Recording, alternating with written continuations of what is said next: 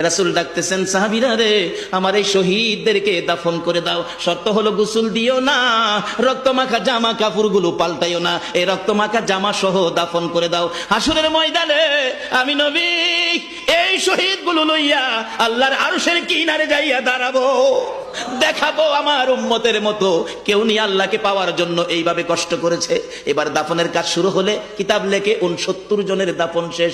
70-এর মাথায় আসওয়াদ দূরে পড়ে আছে।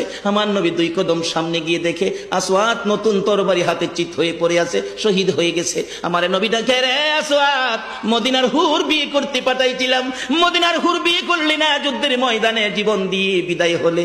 আসওয়াদ রে, নতুন তরবারিটা হাতে রে। আসওয়াদ একজন সাহাবী বলেন, হুজুর বিয়ের বাজার করতে এসে আপনি যুদ্ধে গেছেন, খবর পাইয়া বিয়ের বাজারের টাকা দিয়ে যুদ্ধের বাজার করেছে, আসওয়াদ শহীদ হয়েছে। আমার নবী ডাকে, মাবুদ, আমার আসওয়াদকে তুমি কি দিবা গো আল্লাহ?